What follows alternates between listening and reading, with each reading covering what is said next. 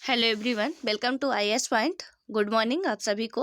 और आज हम लोग यहाँ पे डिस्कस करने वाले हैं अपना जो टुडे करेंट अफेयर्स है, इसके कुछ इंपॉर्टेंट टॉपिक है जिसको हम लोग यहाँ पे डिस्कस करेंगे। ठीक है।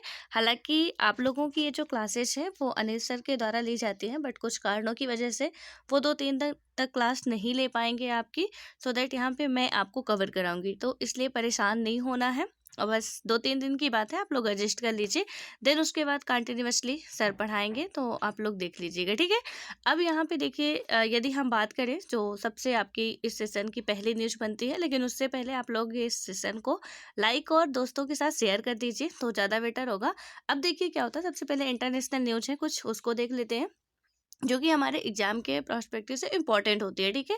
तो इसमें क्या बताया गया है कि द्वितीय विश्व युद्ध के बाद से एंजेला मार्केल के स्थान पर अब जर्मनी के 9वें चांसलर बने कौन है? ओलाफ साल्ज। ठीक है। यहाँ पे जो सेकंड वर्ल्ड वॉर की बात की गई है, आपको सबसे पहले ये पता होना चाहिए कि द्वितीय विश्व युद्ध कब हुआ था। तो यदि नहीं पता है तो कोई बात नहीं, लेकिन पता है तो आप कमेंट कर सकते हैं कि कब हुआ था, लेकिन मैं यहाँ पे बता देती हूँ आपको।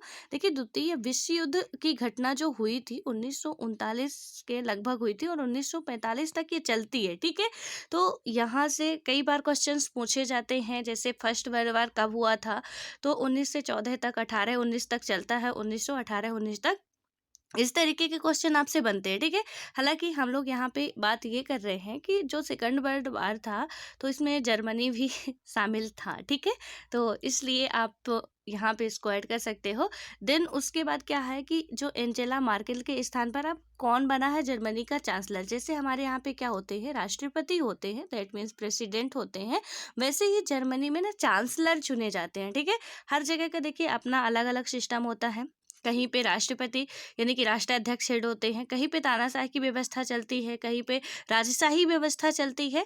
तो ऐसे ही जर्मनी में क्या यहाँ पे बोला जाता है, चांसलर इनको बोला जाता है। ठीक है। तो ये क्या है, 9वें अभी तक के चांसलर बने हैं और उनका नाम, हमें नाम इंपॉर्टेंट रखना है और उनका नंबर की कौन से नंबर के। ठीक है। तो ये कौन है, ओलाफ साल्ज हैं। और देखिए यहाँ पे कुछ इसका डिस्क्राइब भी किया गया है कि जो जर्मनी की संसद ने क्या किया है कि बुधवार को सोशल डेमोक्रेटिक पार्टी, ये किस पार्टी से, सोशल डेमोक्रेटिक पार्टी के नेता जो थे ओलाफ साल्ज को द्वितीय विश्व युद्ध के बाद देश के 9वें चांसलर के तौर पे यहाँ पे क्या किया गया है, चुन लिया गया है। और 1736 सदस्यीय संसद में 395 सदस्यों ने क्या किया है, साल्ज के पक्ष में वोट दिया। हालांकि ये इतना इम्पोर्टेंट हमारे लिए नहीं होता कि कौन कितना वोट दिया है, तो लेकिन हाँ, ये थोड़ा सा आपको आइडिया होना चाहिए कि क्या कैसे था। ठीक है। तो वहाँ की जो संसद है, तो वहाँ पे कितने सदस्य थे, 1736 टोटल सदस्य थे, जिनमें से इनके पक्ष में कितनी वोटें गई हैं, वो है आपकी 395। ठीक है। किसके पक्ष में गई हैं, साल्ज के पक्ष में गई हैं। और उसके बाद देश के जो वर्तमान वित्त मंत्री हैं, यानी कि वहाँ के, यहाँ के नहीं, ठीक है, निवर्तमान वित्त मंत्री एंड वाइस चांसलर साल्ज अब जर्मनी की पहली महिला चांसलर एंजेला मार्केल की जगह लेंगे। तो यहाँ पे एक बात और इम्पोर्टेंट निकल के आती है इस न्यूज़ से आपकी, कि जर्मनी की जो है पहली महिला चांसलर कौन थी, तो वो थी आपकी एंजेला मार्केल। ठीक है। इसको नोट डाउन करिए आप लोग, ये जो पॉइंट वाइज मैं बता रही हूँ इसको नोट करना आपको, क्योंकि क्वेश्चन ऐसे ही बनते हैं। पूरा थ्योरी फॉर्म में हमें नहीं पढ़ना, नहीं लिखना है, लेकिन हाँ शॉर्ट फॉर्म में कि जर्मनी के अभी चांसलर वर्तमान में कौन बने, 2021 की हम बात कर रहे हैं। ठीक है। आज 9 दिसंबर है आपकी, तब की हम बात कर रहे हैं। और वहाँ पे हालांकि उनका आज अपॉइंटमेंट नहीं किया गया है, बुधवार की ये घटना है, लेकिन आपको ये याद रखना है। ठीक है। और पहली महिला चांसलर कौन थी, इसको भी आपको याद रखना है। और वहाँ पे क्या मतलब कैसी व्यवस्था है या कौन बनते हैं, ये आपको घटना याद होनी चाहिए। देन उसके बाद क्या आता है कि जो सेकंड न्यूज आपकी आती है कि भारत ने vertical launch short range surface to air missile का सफलतापूर्वक परीक्षण किया है। तो इंडिया जो है इसने क्या किया है, वर्टिकल लॉन्च शॉर्ट रेंज, ठीक है, surface to air, that means यहाँ से ऐसे जाएगी, ऐसे मिसाइल जो जाती है उसे हम सरफेस टू एयर कहते हैं, यानी कि धरती से हम मार रहे हैं और वो ऊपर जा रही है। ठीक है। ऊपर के जो भी हमारे इधर जो भी दुश्मन कंट्री से आते हैं, कोई विमान है, कुछ भी है, उस पर अटैक करती है, तो उसे आप सरफेस टू एयर कहते हैं। मिसाइलें कई तरीके की होती हैं और आप साइंस एंड टेक पढ़े होंगे तो वहाँ पे आपको ये सारी जानकारी मिली होगी डिटेल से। हालांकि मैं भी कुछ यहाँ पे आपको बताने वाली हूँ अभी। तो ये जो लॉन्च की गई है, किसके द्वारा लॉन्च की गई है, यानी कि सफलतापूर्वक इसका परीक्षण किया गया है, ठीक है। ये थी इंडिया के द्वारा, और यहाँ पे ये आप कह सकते हो कि भारत की एक स्वदेश तकनीकी है, ठीक है। और यहाँ पे जो वर्टिकल लॉन्च है, short range surface to air missile का क्या किया गया है, यहाँ पर मंगलवार को उड़ीसा के तट से दूर यानी कि चांदीपुर में सफलतापूर्वक इसका परीक्षण किया गया। एक बात आप थोड़ा सा याद रखिएगा कि जब भी कोई मिसाइलें परीक्षण की जाती है ना, वो हमेशा समुद्री तट पे ही की जाती है। आपने कभी ये सोचा है कि जितने भी हमारे ये लॉन्च स्टेशन बनाए गए हैं, लॉन्चिंग स्टेशन, वो कहीं आंध्रा के आपको देखने को मिलेंगे तट में, कहीं तमिलनाडु के तट में, तो कहीं उड़ीसा के तट में, ऐसा क्यों होता है, ठीक है। तो ये थोड़ा सा आपको दिमाग लगाना चाहिए कि ये सतीश धवन जो है वो भी आपको देखने को मिलेगा कि समुद्री तट पे ही है, क्योंकि देखिए पब्लिक प्लेस पे हम मिसाइलें लॉन्च नहीं कर सकते, इनसे बहुत ज़्यादा हार्म हो सकता है। और इसलिए हम क्या करते हैं कि समुद्री प्लेस में, यानी कि समुद्र के किनारे इसको लॉन्च किया जाता है, समुद्र में ही परीक्षण किया जाता है, ऐसा नहीं कि कहीं और जाके करेंगे, क्योंकि काफ़ी ज़्यादा फिर दिक्कत हो जाती है। और इसलिए ये थोड़ा सा इसको आपको याद रखना है, कहीं भी काम आ सकता है कि ये आखिर तटीय क्षेत्रों में ही क्यों लगाए जाते हैं जो लॉन्चिंग स्टेशंस होते हैं। तो चांदीपुर ये कहाँ का, उड़ीसा का, ठीक है। इसको याद रखिएगा आप लोग। क्वेश्चन कई बार ऐसे भी बन सकते हैं कि चांदीपुर कहाँ का है, सतीश धवन हरिकोटा कहाँ से, तो ये ऐसे आपको याद रखना है, ठीक है। उसके बाद आता है कि जो मिसाइल की ऑपरेशनल रेंज, यानी कि इसकी कुल रेंज कितनी है, वो आपकी है 50 से 60 किलोमीटर की है, ठीक है। ये 50 से 60 किलोमीटर ऊंचाई तक जाने वाली है, ठीक है। उसके बाद क्या होगा, और यह जो क्लोज रेंज पर विमान हवाई खतरों को बेअसर कर सकती है, यानी कि बस इतने 50 से 60 किलोमीटर तक की दूरी तक ही क्या करती है। ये थोड़ा सा ना इसका जो है, इसको याद रखना आपको कि किलोमीटर है, ठीक है, ये मीटर नहीं है। इस पे ध्यान दीजिएगा आप लोग, कभी कंफ्यूज हो सकते हैं, या क्वेश्चन में स्टेटमेंट बना के दे दिया जाएगा कि जो आपकी वर्टिकल लॉन्च मतलब कि short range surface to air missile launch की गई, उसका जो रेंज है वो कितनी है, 50 से 60 मीटर। और आपने 50 से 60 तो देखा, बोला वाह, है ना। ये करेक्ट हो सकता है, बट नहीं, इसको भी देखना है आपको कि ये पीछे क्या लिखा हुआ, मीटर लिखा हुआ है या क्या जो आपका एरिया का होता है, किलोमीटर स्क्वायर लिखा हुआ है या किलोमीटर लिखा हुआ है, वो थोड़ा सा आपको ध्यान में रखना है, ठीक है। अब यहाँ पे क्या हुआ कि ये मिसाइल तो मतलब अभी परीक्षण किया गया है इसका, और सीधा सा मतलब है, इसको परीक्षण करने का मतलब क्या था, परीक्षण करने का यही था कि जितनी भी हमारे अंदर जो भी दुश्मन कंट्रियों के द्वारा हवाई खतरे होते हैं, उनको ये मिसाइल आसानी से बेअसर कर सकेगी, ठीक है। और ये मतलब किसकी निगरानी में किया गया या किसके द्वारा, तो ये आपकी DRDO जो है हमारे इंडिया की संस्था है, ठीक है। और उसके बाद आपका आता है भारतीय नौसेना, यानी कि इंडियन नेवी भी इसमें शामिल है। तो इन दोनों बातों को ही आपको याद रखना, राइट। अब आता है नेक्स्ट न्यूज पे बात करते हैं कि ब्राजील को पछाड़कर अरब देशों का नंबर 1 खाद्य आपूर्तिकर्ता बना भारत। यानी कि जो हमारा ब्राजील कहाँ की कंट्री है, आप बता सकते हैं जरा। आप साउथ अमेरिका का मैप खोलेंगे, साउथ अमेरिका एक कॉन्टिनेंट है, ठीक है। यानी कि जो हमारा दक्षिण अमेरिका है वो क्या है, एक महाद्वीप है। तो महाद्वीपों में से आपको पता है कि कई सारे महाद्वीप हैं, उनमें से एक महाद्वीप हमारा दक्षिण अमेरिका है। दक्षिण अमेरिका का एक देश है जो कि है ब्राजील। देखिए, अमेरिका एक अलग कंट्री है, ठीक है, जो कि उत्तर अमेरिका में आपको मिलेगी। जो हम अमेरिका की बात करते हैं, जहाँ के अभी जो बाइडेन प्रेसिडेंट है, वो आपको उत्तर अमेरिका में मिलेगी। लेकिन जो दक्षिण अमेरिका, उत्तर अमेरिका, ये दोनों ही क्या है, एक एक महाद्वीप है, ठीक है। इन दक्षिण अमेरिका में बात करूँ यदि मैं, तो 13 कंट्रियां हैं। दक्षिण अमेरिका में कितने देश हैं, तो 13 देश हैं, जिनमें से एक देश आता है ब्राजील, जो कि वहाँ का सबसे बड़ा देश है, ठीक है। तो इसमें क्या किया गया है कि पहले ये क्या करता था कि अरब कंट्रियाँ, ये अरब खाड़ी में जितने भी कंट्रियां हैं, उन्हें आप क्या कहते हो, अरब कंट्री के नाम से जानते हैं। तो यहाँ पे क्या होता है, देखो अरब कंट्री में ना सबसे ज़्यादा, जैसे ईरान, इराक, ये जितने भी खाड़ी देश हैं, इनमें क्या होता है, तेल, सॉरी यहाँ पे तेल आएगा। ये तेल गैस इनकी मात्रा ज़्यादा मिलती है, ठीक है। लेकिन वहाँ पे खाद्य, जो खाद्य सामग्री है वो कम मिलती है, क्योंकि आप समझ सकते हो कि जहाँ पे ये है वहाँ पे ये कैसे पॉसिबल हो सकता है, क्योंकि हमारे इंडिया में तो ये नहीं है। तो यहाँ ब्राज़ील क्या करता था कि इनको खाद्य सप्लाई कराता था, लेकिन अभी फ़िलहाल कौन इनको खाद्य आपूर्ति करने वाला देश बन गया है सबसे नंबर 1 पे, वो हमारा प्यारा देश है इंडिया।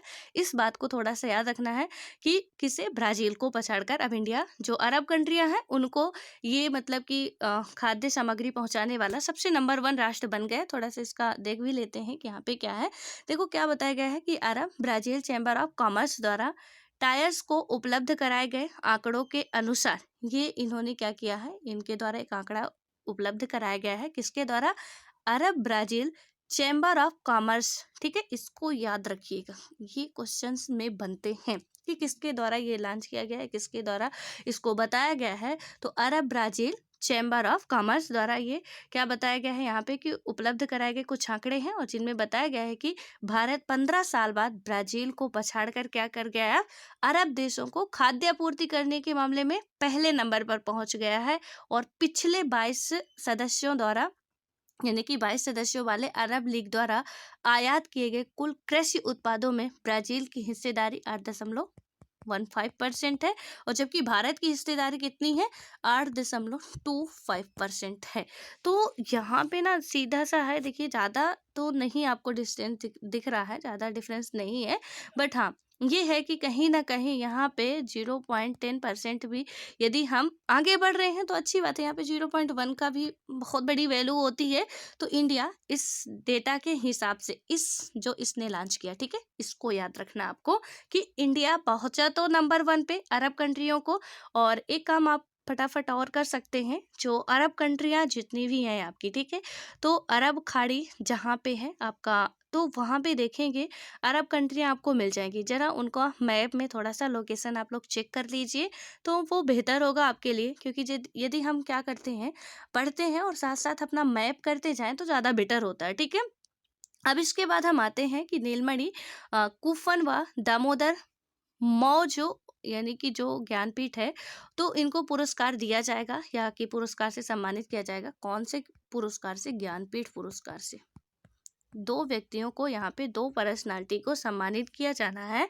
एक है नीलमणि कुफन व यहाँ पे दामोदर माऊ जो है, ठीक है, नाम भी बड़ा अजीब है इनका, इनको दिया जाना है ज्ञानपीठ पुरस्कार। और ये देखिए कहाँ के हैं, तो जो भारतीय ज्ञानपीठ ने क्या किया है, मंगलवार को ये बताया है कि आसमिया साहित्यकार, ऑब्वियस है कि इनके नाम से ही कुछ पता चल रहा है कि पूर्वोत्तर वाले ही होंगे। ठीक है, तो यहाँ पे जो है आसमिया साहित्यकार है नीलमणि कुफन को क्या किया गया वर्ष 2021 के लिए, और कोंकणी के साहित्यकार दामोदर मौजो को वर्ष 2022 के लिए प्रतिष्ठित ज्ञानपीठ पुरस्कार से नवाजा जाएगा। ये जितने भी आपके अवार्ड होते हैं एग्जाम में भर भर के पूछे जाते हैं। ठीक है, तो चाहे आपका स्टेट लेवल का हो, हालांकि देखिए यूपीएससी में क्वेश्चन इनसे थोड़ा कम आते हैं, ये बात सच्चाई है, इनसे थोड़ा क्वेश्चन कम पूछे जाते हैं। बहुत कम मतलब चांस रहते हैं, लेकिन कुछ कहा नहीं जा सकता, क्योंकि अभी कभी यूपीएससी में खेल से क्वेश्चन नहीं आते थे, लेकिन 2021 के पेपर में 2-4 क्वेश्चन खेल का ही ऐड कर दिया। ठीक है, तो कुछ भी कर सकते हैं, इसलिए हमें खुद से मतलब युद्ध में जाने से पहले तैयार तो रहना ही पड़ता है कि भाई कुछ भी पूछ सकता है, और इसलिए इन सब पे थोड़ा आप नज़र रखेंगे तो ज़्यादा बेटर होगा। बट हाँ, जो आपके स्टेट लेवल के एग्ज़ाम है या अदर जो एग्ज़ाम है, चाहे एसएससी हो, रेलवे हो, बैंकिंग हो, उनमें तो ये क्वेश्चन बहुत ज़्यादा पूछे जाते हैं, बहुत मतलब उनके फेवरेट है कि 1-2 पुरस्कार से क्वेश्चन पूछ ही लेंगे वो लोग। ठीक है, तो अब देखिए यहाँ पे नीलमणि जो कूफन है वो कहाँ के हैं, सबसे ज़्यादा इंपॉर्टेंट अब इस टॉपिक में क्या क्या बन रहा है। ये नीलमणि कूफन कहाँ के हैं, आपके हैं असम के। ठीक है, इनको किस में मिल रहा है, तो असमिया जो साहित्यकार हैं, तो इनको ये कहाँ के, असमिया साहित्यकार है, साहित्यकार है, इनका फील्ड क्या है, साहित्यकारी के रूप में काम करते हैं। ठीक है, उसका ये ज्ञानपीठ साहित्यकारों को ही दिया जाता है, देन यानी कि लिटरेचर में ही दिया जाएगा। देन उसके बाद यहाँ पे कोंकणी, जो मणिपुरी कोंकणी, आपको पता है कि हमारे कॉन्स्टिट्यूशन की 8वीं अनुसूची में मेंशन है। ठीक है, तो यहाँ पे अभी जब मैं पॉलिटी करा रही हूँ तो वहाँ पे अभी हमारी अनुसूची ही पढ़ा रही हूँ, तो जस्ट आज ही मैं कराने वाली हूँ, तो आप लोग उस सेशन को भी डिले ना करें और देख लें। ठीक है, ताकि वहाँ से भी आपके सारी चीज़ें कवर हो जाएं। तो जो मणिपुरी है, असमिया है, ये कितनी ये भाषाएं जो हैं आपकी, वो कहाँ पे आपकी मेंशन है? संविधान की 8वीं अनुसूची में। एंड एक इम्पॉर्टेंट बात कि हमारे संविधान की जो 8वीं अनुसूची है, वहाँ पे 22 भाषाएं टोटल मेंशन की गई हैं हमारे इंडिया की, ठीक है, बाहर की नहीं, इंडिया की। तो हालांकि यहाँ पे मैं वो 22 भाषाएं आपको रट्टा भी मरवा दूंगी, और ऐसे रट्टा मरवाओगे ना कि आपको लाइफ में बोलेगा भी नहीं। तो बिल्कुल भी आप सेशन को ना मिस करें तो ज़्यादा बेटर होगा।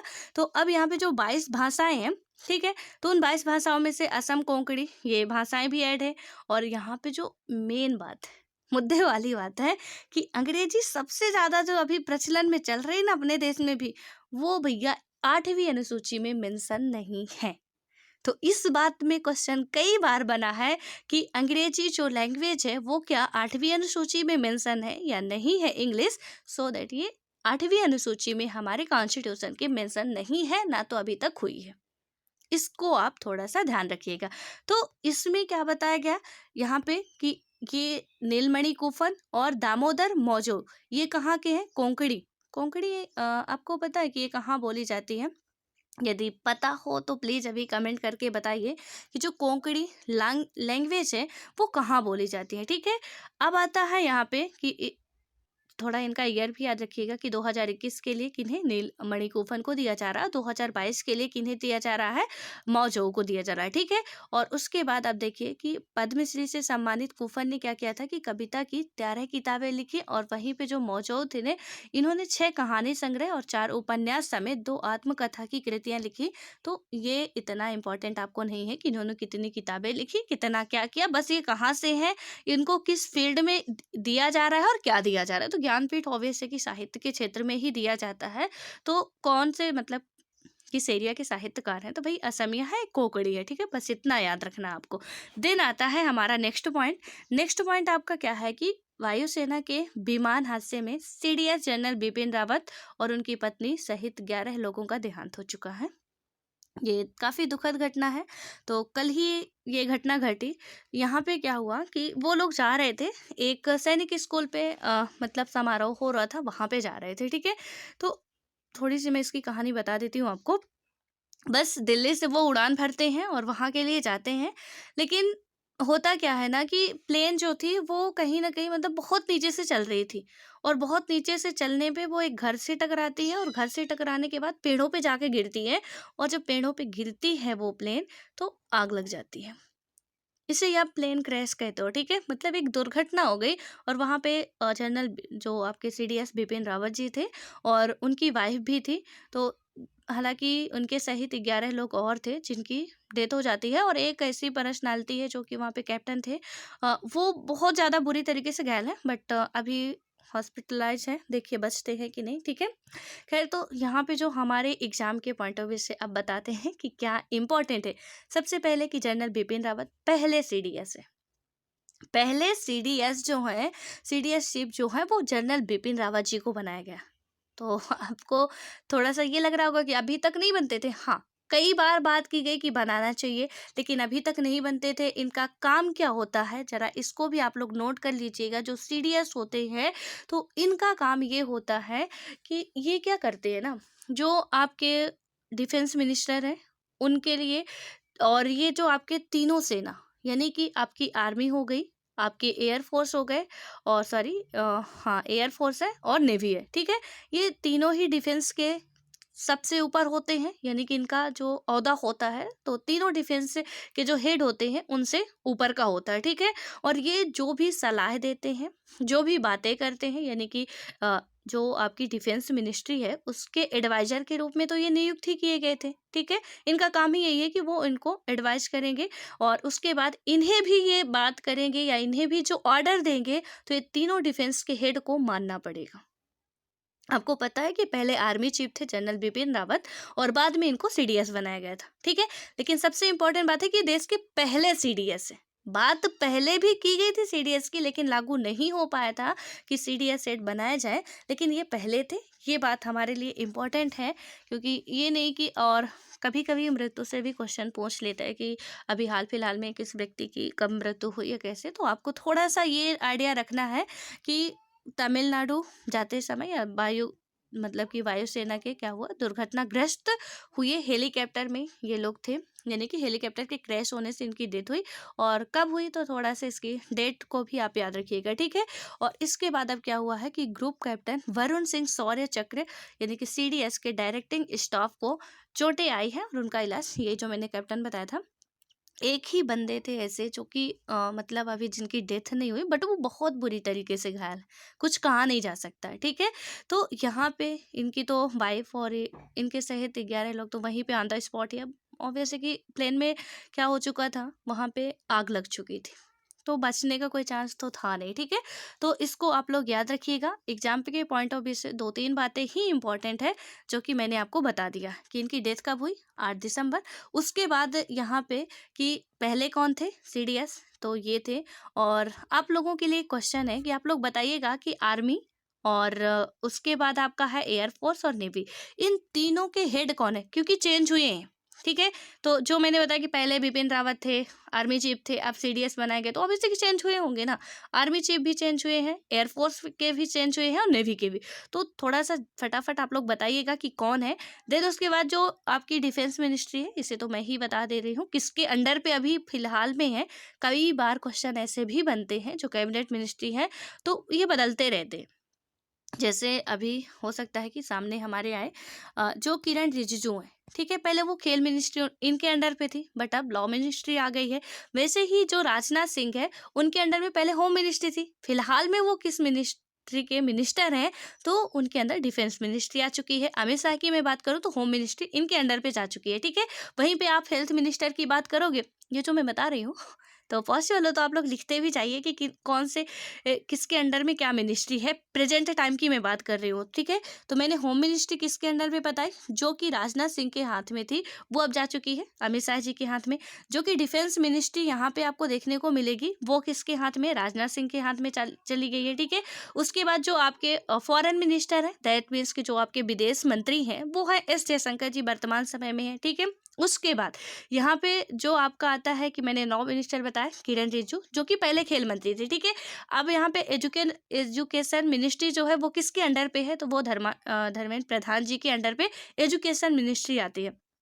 तो देखिए कुछ इंपॉर्टेंट ये ऐसी मिनिस्ट्री होती है जिन्हें आपको याद रखना है। देन आता है हमारा नेक्स्ट, देखते हैं कि नेक्स्ट टॉपिक कौन सा है। सुखोई विमान से ब्रह्मोस मिसाइल के एयर वर्जन की फायरिंग का क्या हुआ है कि सफल परीक्षण की तस्वीरें आपको देखने को मिली हैं यहाँ पे। तो ये सुखोई ब्रह्मोस एक लड़ाकू विमान है, ठीक है। सुखोई जो है इसमें क्या किया गया है कि यहाँ पे रक्षा मंत्रालय ने, यानी कि जो आपका मैंने अभी डिफेंस मिनिस्ट्री बताया ना, वही है, ठीक है। तो चांदीपुर उड़ीसा स्थित इंटीग्रेटेड टेस्ट रेंज ने बुधवार को सुपरसोनिक लड़ाकू विमान, ये कौन सी है, सुपरसोनिक लड़ाकू विमान है, ठीक है, इसको याद रखिएगा। और यहाँ पे 30 MK यानी कि सुखोई 30 MK-1 से ब्रह्मोस मिसाइल के एयर वर्जन की फायरिंग का सफल परीक्षण किया गया है। और उसके बाद यहाँ पे क्या बताया गया है कि मंत्रालय ने बताया है कि इस उड़ान में मिसाइल ने पहले से निर्धारित जो आपकी यहाँ पे ट्रेजेक्ट्री को फॉलो करते हुए मिशन के सभी उद्देश्यों को पूरा किया। सीधा सा मतलब है, इसका परीक्षण कहाँ से किया गया है, चांदीपुर उड़ीसा से किया गया है। ये कैसी मिसाइल है, तो यहाँ पे आपको देखने को मिलेगा सुपरसोनिक यानी कि इंटीग्रेटेड टेस्ट रेंज, ठीक है। उसके बाद यहाँ पे जो सुपरसोनिक किसके द्वारा किया गया, सुपरसोनिक लड़ाकू विमान सुखोई 30 MK-1 से क्या किया गया है, ब्रह्मोस मिसाइल, ये एक लड़ाकू विमान है, क्या, सुपरसोनिक, ठीक है। मिसाइलें क्या है, ब्रह्मोस मिसाइल। ब्रह्मोस मिसाइल जो आपको देखो, मिसाइल में आप पढ़ोगे अग्नि मिसाइल हो गई, त्रिशूल मिसाइल हो गई, वहाँ पे पृथ्वी मिसाइल हो गई, देन इसके बाद आपकी ब्रह्मोस मिसाइल है, और राफेल एक लड़ाकू विमान है, सुखोई एक लड़ाकू विमान है, मिग एक लड़ाकू विमान है, जो MiG-21 की आप बात करते हो, ठीक है, ये एक लड़ाकू विमान है। तो इनको थोड़ा सा ना आपको याद रखना कि मिसाइलें क्या है, लड़ाकू विमान क्या है। जो लड़ाकू विमान होते हैं उनमें मिसाइलें रखी जाती है, तो ऐसे तो नहीं कि मिसाइलें ऐसे ही दाग दोगे। कुछ होते हैं कि कुछ मिसाइलें हमने पढ़ा ना अभी फर्स्ट में ही, surface to surface, air to air या एयर टू सरफेस, तो इनकी रेंज कितनी होती है, ये सारी चीज़ें हमारे लिए बेहद इंपॉर्टेंट होती हैं।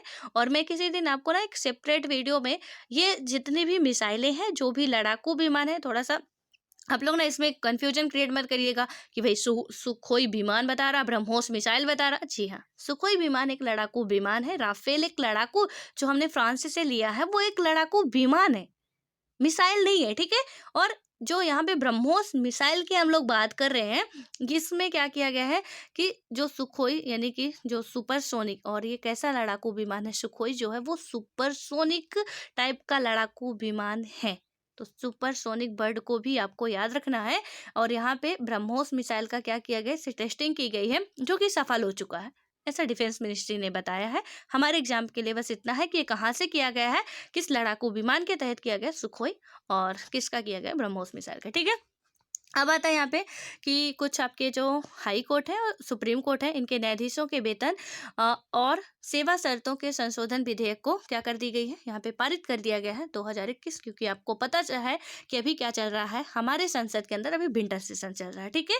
और यहाँ पे कई सारी बातों पे बहस चल रही है, तो कुछ तो ऑब्वियस है कि पारित होंगे ही, विंटर सेशन ऐसे ही ना बीत जाएगा। और थोड़ा सा एक बात और याद रखिएगा, संसद में ना 3 सदन होने तो जरूरी ही होता है। एक आपका है बजट सेशन होता है, एक मानसून सत्र होता है और एक विंटर, ठीक है। तो संसद में 3 सत्र होते हैं। कौन कौन से होते हैं, क्वेश्चन इनसे भी बनता है। तो यहाँ पे एक बजट सत्र होता है, एक मानसून सत्र होता है और एक विंटर सेशन होता है, जो कि हाल फिलहाल में अभी चल रहा है। तो इसमें क्या किया गया है कि जो आपके हाई कोर्ट है और सुप्रीम कोर्ट है, इनके न्यायाधीश जितने भी हैं, उनके वेतन और सेवा शर्तों को संशोधन करने की बात काफ़ी लंबे टाइम से चल रही थी, जिसे अब पारित कर दिया गया है। इसमें है क्या, यहाँ पे लोकसभा ने उच्च न्यायालय और उच्चतम न्यायालय के न्यायाधीशों के वेतन और सेवा शर्तों का संशोधन विधेयक 2021 को ध्वनिमत से पारित कर दिया है। अब बात आती है कि कानून मंत्री, अभी मैंने बताया था ना जो लॉ मिनिस्टर है वो कौन है, यहाँ पे किरण रिजिजू ने कहा कि इस संशोधन विधेयक में उच्चतम न्यायालय और उच्च न्यायालय के सेवानिवृत्त न्यायाधीशों के पेंशन के वितरण में विसंगतियों को दूर करने का प्रयास किया गया है। तो उन्होंने ये बताया कि ये जो हम अमेंडमेंट कर रहे हैं, यहाँ पे सीधा सा मतलब है कि उनके अंदर जो कुछ विसंगतियां हैं उनको दूर करने के लिए किया जा रहा है, ठीक है। काफ़ी लंबे टाइम से आपको पता है कि हालांकि इनकी पेमेंट वगैरह, जितने भी मिनिस्टर्स हैं, जितने भी ये चीफ जस्टिस हैं, इन सब की पेमेंट बढ़ा दी गई है। आपको पता होना चाहिए, पहले राष्ट्रपति की 1.5 लाख पेमेंट होती थी, अब 5 लाख हो गई है। पहले जो चीफ जस्टिस ऑफ इंडिया होते थे, उनकी पेमेंट भी समथिंग जो भी होती थी 1-2 लाख रुपए, अब बढ़ चुकी है, ठीक है।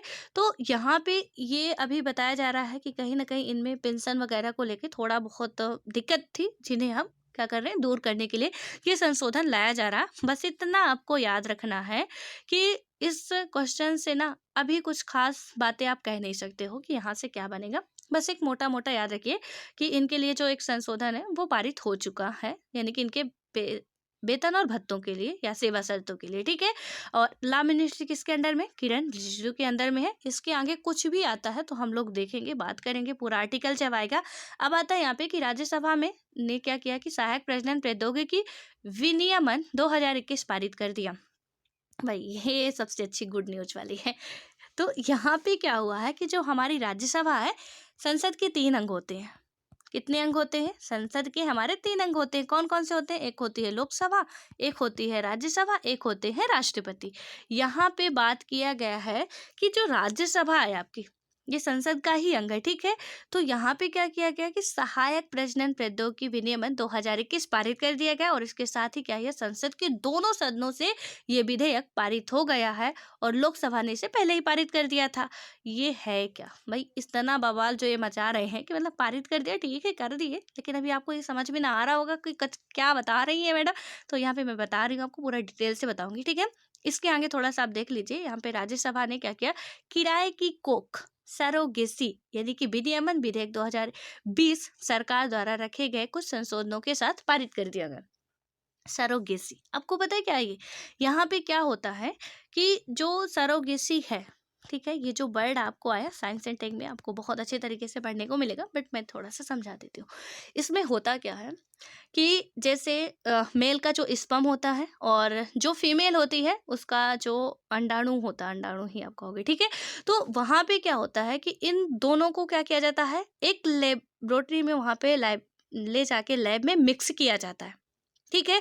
और वो क्या किया जाता है कि किसी दूसरे औरत की, यानी कि एक कपल है, ठीक है, एक एग्जाम्पल के लिए समझिए कि आप एक कपल हो, ठीक है, आप हो, आपकी वाइफ है, या आप हो कोई लड़की है तो आप हो, आपके हस्बैंड है। वहाँ पे आप लोगों के कुछ बायोलॉजिकल इशू की वजह से आप क्या है पेरेंट्स नहीं बन सकते हो। तो ये एक लाया गया कि चलो ठीक है, यहाँ पे क्या किया जाएगा कि अब बच्चा आपका ही होगा, इसमें कोई दोहराने की बात नहीं कि बच्चा किसी और का होगा। यानी कि बस मेल का स्पर्म होगा और फीमेल का जो आपका अंडाणु होगा उसे ले जाके क्या किया जाएगा कि जो लैब होगा वहाँ पे उसको निषेचन कराया जाएगा, ठीक है। और निषेचन कराने के बाद क्या होगा कि उसे किसी दूसरी महिला, आप दोनों को नहीं, किसी दूसरी महिला को उसका क्या किया जाएगा, सीमन किया जाएगा। और वहाँ पे वो महिला 9 महीने तक आपके बच्चों को पेट में रखेगी और आप उसे उसका पूरा ख्याल रखेंगे, पूरा एक एग्रीमेंट साइन होता है। देन उसके बाद जैसे ही बच्चा पैदा होता है वो महिला आपको बच्चा सौंपेगी और चली जाएगी। बच्चा पैदा होने के बाद उस महिला को वो पहले ही कॉन्ट्रैक्ट वगैरह आपका साइन हो जाता है कि इस महिला का आप कोई अधिकार नहीं होगा। लेकिन जो सेरोगेसी है ना, वो सिर्फ एक कपल के लिए है, ठीक है, वो भी इंडियन कपल के लिए, क्योंकि बहुत ज़्यादा इसमें खैर इसमें डिस्कस करने लगेंगे तो काफ़ी टाइम लग जाएगा।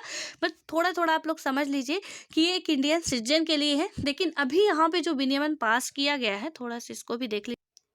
तो यहाँ पे ना ये होने वाला है जो मैंने अभी बताया आपको कि सहायक प्रजनन प्रौद्योगिकी, ये क्या है आपका ART, ठीक है। तो इसमें मतलब इसका फुल फॉर्म भी थोड़ा सा आप लोग याद ही रख लीजिए तो अच्छा होगा। यहाँ पे असिस्टेड रिप्रोडक्टिव टेक्नोलॉजी रेगुलेशंस है इसका मतलब। तो इसको थोड़ा सा ध्यान रखिएगा, ये जो बिल पास किया गया है यहाँ पे। तो आपने गुड न्यूज मूवी देखी है, वहाँ पे IVF कराया जाता है। IVF, इसका बात कर रही हूँ मैं, IVF की बात कर रही हूँ। इसका फुल फॉर्म क्या होता है आपका, इन विट्रो फर्टिलाइजेशन। मतलब कि क्या किया जाएगा, एक होता क्या है ना कि थोड़ा सा हमारे अंदर बायोलॉजिकल खराबी होती है। तो क्या किया जाता है कि आपके जो मेल है उनके स्पर्म को निकाला जाएगा, जो फीमेल है उनके जो भी अंडाणु होते हैं उनको निकाला जाएगा। एक जो लैब में जाके क्या किया जाएगा, वहाँ पे उनका निषेचन कराया जाएगा। और उससे ही उस निषेचन को क्या किया जाएगा कि उसी कपल के, यानी कि फीमेल कपल के अंदर क्या किया जाएगा कि उसका सीमन किया जाएगा। इससे क्या होगा कि जो बच्चा होगा ना, उसमें वो बताता फायदा मिक्स हो गया हमारा इसमें उसमें। गुड न्यूज में ये आपको बहुत अच्छी तरीके से यही समझाया गया है आपको। तो वहाँ पे आप देखोगे कि वही दंपत्ति के अंदर क्या किया जाता है, उसका सीमन कराया जाता है। लेकिन सरोगेसी के केस में थोड़ा क्या होता है कि वो उल्टा हो जाता है, दूसरे के ऊपर जाता है। मतलब कि एक हम किराए की कोख लेते हैं किसी दूसरी महिला को, और जो सरोगेट मदर होगी वो भी एक क्या होनी चाहिए, वहाँ पे पूरा एक बिल आया हुआ है। और आप चाहोगे तो मैं अलग से वीडियो बना दूंगी क्योंकि इसमें बहुत टाइम लग जाएगा, ठीक है। तो वहाँ पे जो एक क्या होगी, वो मैरिड वुमेन ही होनी चाहिए और उसके बच्चे भी होने चाहिए, तभी वो अपना सरोगेट मदर बन सकती है। हालांकि कुछ पैसे की कमी के कारण ऐसा करते हैं, लीगल नहीं था लेकिन अब इसे बनाया जा रहा है। तो यहाँ पे आप थोड़ा सा देख सकते हैं। और इनमें जो ART अभी मैंने बताया, इसमें थोड़ा सा डिफरेंस है। यहाँ पे कुछ बाहरी जो बाहर के आए हुए आदमी हैं वो भी यहाँ पे आप क्या कर सकते हैं कि अपना ये ART करा सकते हैं। और उसके बाद वो भी मम्मी पापा बन सकते हैं। आपकी शादी नहीं हुई है तो आप भी क्या कर सकते हो, यहाँ पे सिंगल हो तो भी आपको, यदि लड़की है लड़का है जो भी है, तो पेरेंट्स बनने के इच्छुक है तो आप बन सकते हो। जरूरी नहीं कि आपकी शादी हुई हो। तो इस विधेयक में थोड़ा सा इन बातों को याद रखिएगा। देन उसके बाद हमारा नेक्स्ट आर्टिकल आता है। तो इसमें जो है वो मैंने आपको समझा दिया। क्वेश्चन कहाँ से बनेंगे, ये बिल पारित हुआ तो ठीक है, बिल पारित हुआ, इससे नहीं पूछा जाएगा। लेकिन ये सरोगेट है क्या, ये ART क्या है, क्वेश्चन यहाँ से आपको आएंगे और इसको आपको याद रखना पड़ेगा। अब आता है यहाँ पे कि राष्ट्रपति ने क्या किया है कि मुंबई में भारतीय नौसेना के 22वें मिसाइल बेसल स्क्वाड्रन को राष्ट्रपति ध्वज प्रदान कर दिया है। तो यहाँ पे देखिए कि इसमें जो भी अभी चल रहा था, आपको पता होना चाहिए कि जो राष्ट्रपति होते हैं वो तीनों सेनाओं के हेड होते हैं। क्या होते हैं, तीनों सेनाओं के हेड होते हैं राष्ट्रपति हमारे, ठीक है। यहाँ पे कई बार क्वेश्चन बनता भी है कि तीनों सेनाओं का हेड किसे माना जाता है। राष्ट्रपति जब पढ़ेंगे हम तो वहाँ पे भी समझेंगे।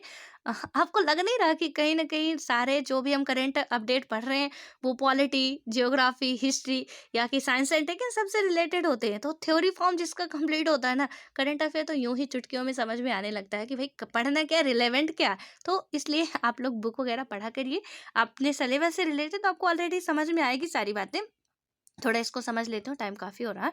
देखिए यहाँ पे क्या हुआ था कि रामनाथ कोविंद, अभी हमारे फिलहाल में प्रेसिडेंट कौन है, वो रामनाथ कोविंद जी है। कौन से नंबर के हैं ये आपको बताना है, ठीक है।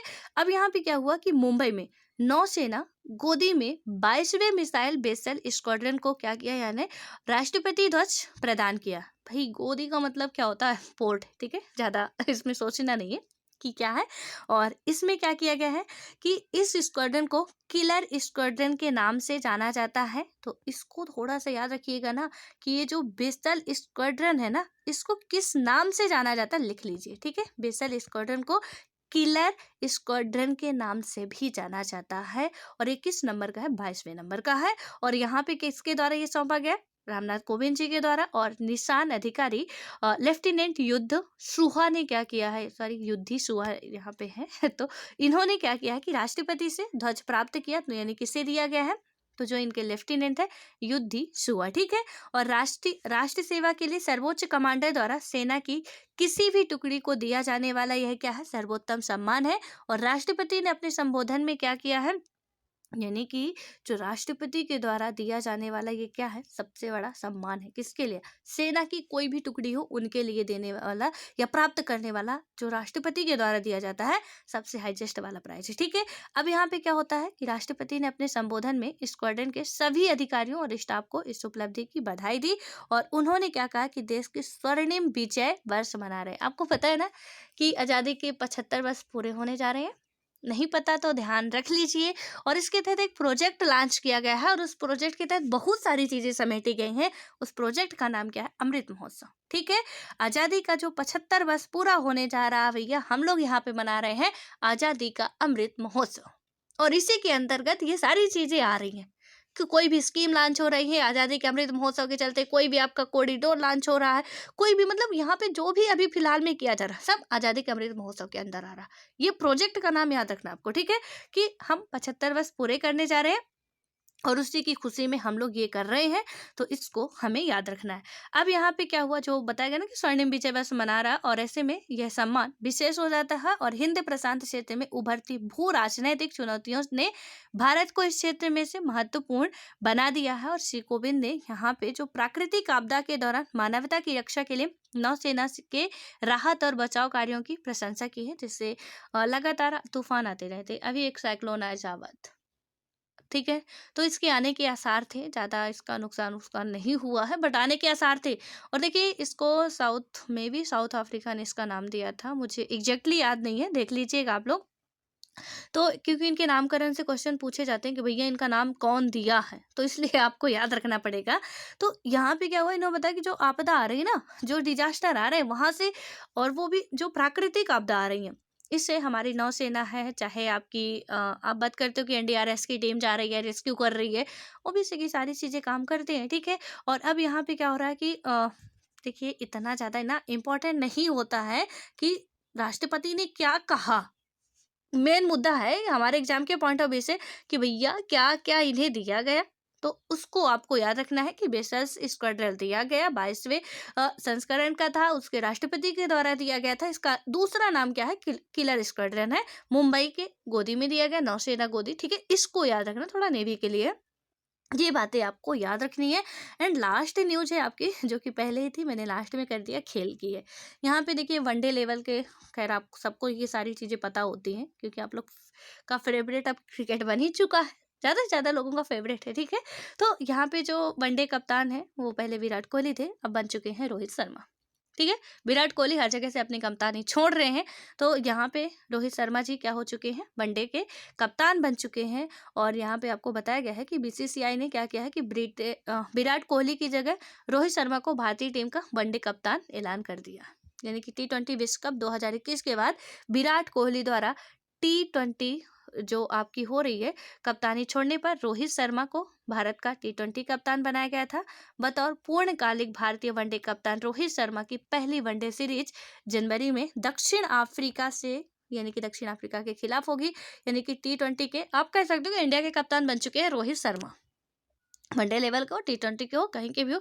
देखो मुझे ज़्यादा आइडिया क्रिकेट के बारे में नहीं है, बस आपको इतना जानकारी रखनी है कि जो आपके मतलब कि क्रिकेटर हैं उनमें से पहले जो विराट कोहली कप्तान थे, किसकी जगह पे? धोनी की जगह पे थे, अब बन चुके हैं क्योंकि ये T20 के बाद ही अपना संन्यास लेते हैं, ठीक है। विराट धोनी भी T20 के बाद ही अपना छोड़े थे, इन्होंने भी छोड़ दिया।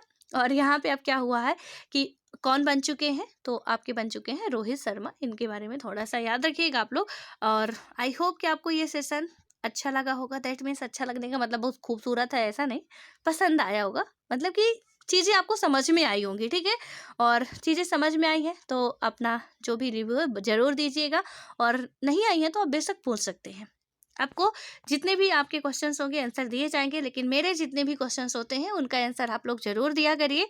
तो यहाँ पे अभी हाल फिलहाल में जो मैंने ना आपको बताया है कि CDS होते हैं, ठीक है। तो उससे पहले मैंने आपको जो पूछा है कि 3, यानी कि जो 3 डिफेंस है उनके हेड का नाम आपको बताना, और ज़रूर बताना है, ठीक है, इसे स्किप नहीं करना। So wish you all the best. मिलते हैं फिर नेक्स्ट वीडियो में अपने पॉलिटी की क्लास में, और जो भी इंटरेस्टेड हो आ जाइएगा। मिलते हैं।